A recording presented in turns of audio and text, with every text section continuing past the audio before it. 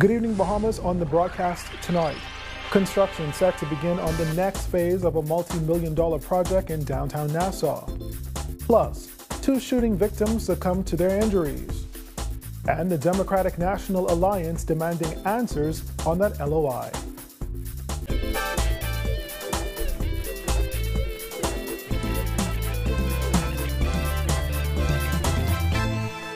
Welcome to our news, the weekend edition, and thanks for joining us. I'm Andrew Knowles. Ground broken today on the second phase of a multi-million-dollar development, which upon completion is set to revitalize downtown Nassau. The Pointe is a world-class lifestyle residential and retail development that will spread over 7 acres of Nassau's waterfront. The second phase is also expected to open up new job opportunities for Bahamians and in the long run, stimulate the economy.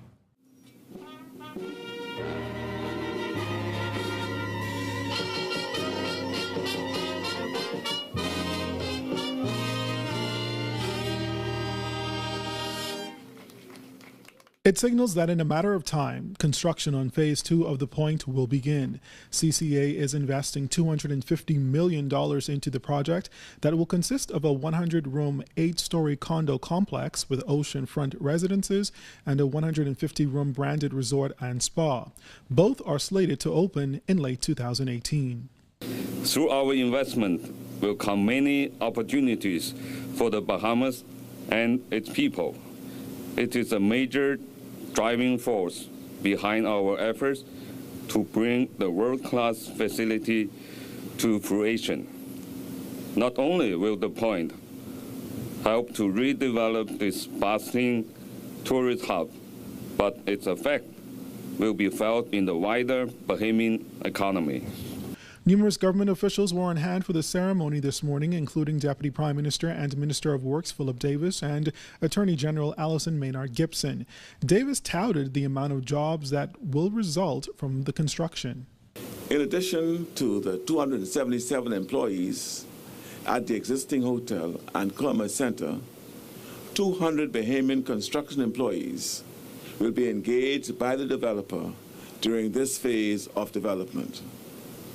On completion, an additional 500 permanent employees will be hired at the resort. Davis also thanked the company for agreeing to partner with the government on a few other projects as well. The developer has also agreed to partner with the government to enhance the Lighthouse Beach, just west of here, and to ensure that an attractive pathway will connect access along the promenade to our quay. The Bahamas government is very appreciative of the commitment, resolve, and cooperation demonstrated by CCA. Phase 1 of the Pointe's development, Park Avenue, was officially opened about 5 months ago. It includes a 900-space parking garage as well as office and retail spaces. And President of the Pointe, Daniel Liu, says as they move into the next phase of the development, his company remains resolute in its commitment to provide a world-class destination. This phase of our project has been carefully crafted to create a community-based destination where tourists, citizens, and all the visitors can find something to do and to enjoy. We tried to contribute a product that will not only take anything away, from what Nassau already offers. We are adding to our tourism and entertainment product that already exists. Now, upon completion, the Pointe will also include a marina and yacht club, along with other amenities like restaurants, office space, upscale shopping, a state-of-the-art movie theater, nightclub, and rooftop bar. Attorney General Alison Maynard Gibson expressing deep concerns over what she deemed as people undermining the integrity of the judiciary. Her comments come after former President of the Court of Appeal, Dame Joan Sawyer, suggested earlier this week that there is no legal grounds on which to have those Bahama documents sealed. Dame Joan questioned why the documents were sealed, given that there was no matter of public defense or public safety or public order in effect to cause the decision not to be made public. We have every confidence that the judge, in making his decision, had evidence before him, and he made up his mind based upon the evidence and the law. If any party or interested party to the proceeding disagreed with that, Thank God we live in a country where we have appellate courts. I'm deeply concerned about persons who are no better undermining the integrity of the judiciary.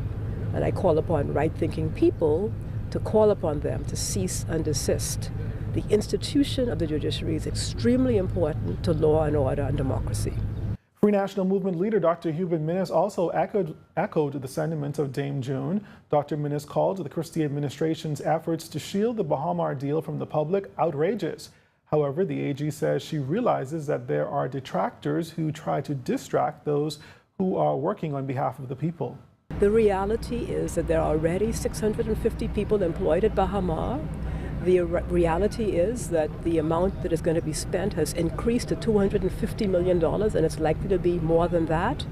The reality is that this very weekend, casino workers are going to be called in for training, and casino equipment unloaded from the dock to be installed in the casino. On April 21st, we expect the first phase to open, and that is the reality, and that's what Bahamians are interested in. In other news tonight, with it being nearly 1 week since a massive fire began to burn waste at the city landfill, some residents of Jubilee Gardens have still not received the all clear to return to their homes. Leader of the Democratic National Alliance, Branville McCartney, was one of the first people on the scene and expressed that enough is enough. Georgie O'Bain reports. The DNA leader, who has been speaking out on recurring dump fires for years and has been personally affected by the issues as a nearby resident, says he needs answers surrounding the letter of intent with Stellar Waste and a $35 million loan given to the F&M government. Chief Operating Officer of Stellar Waste, John Paul Mickelson, said earlier this week that he cried when he witnessed the suffering of Jubilee Gardens residents, but was unable to give details about a letter of intent for a $600 million waste-to-energy project that led to Renwood Wells being fired as parliamentary secretary in the Ministry of Works. McCartney wants the leader of the Free National Movement, Dr. Hubert Minnis, to come clean on what he knows about the deal, considering Wells is now a member of his party. The leader of the F&M, he agreed that both the PLP is the reason why, as he said, the dump is burning. Well, is the F&M leader willing to divulge then what happened in regard to the $50 million letter of intent with Renwood Wells?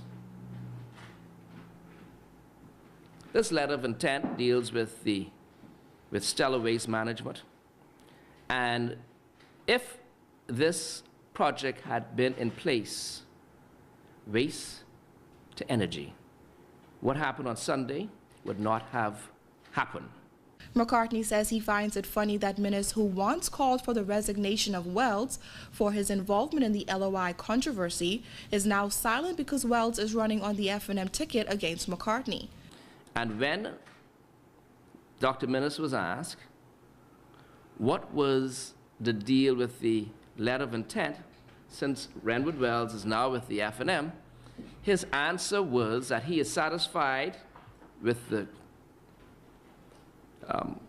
with Renwood Wells' decision. He's satisfied with what Renwood Wells had to tell him, and the Bahamian people really don't need to know that.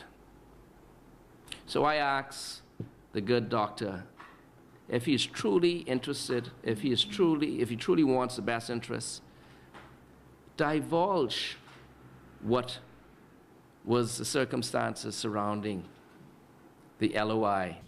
McCartney also hit out on a $25 million loan granted to the former F&M government from the Inter-American Development Bank.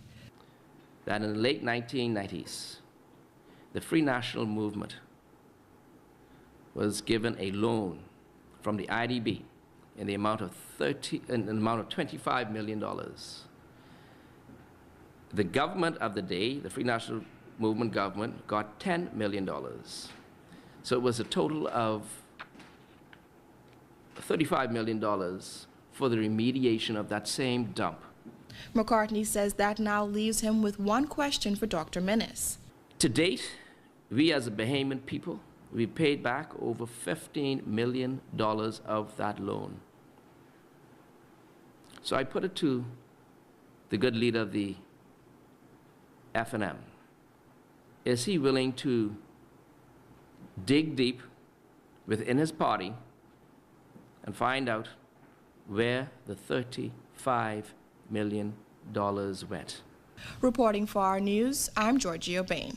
Still to come on our news, the island of Bimini records its first murder for the year, and the Commodore, the Defense Force, talks about their efforts in the crime fight.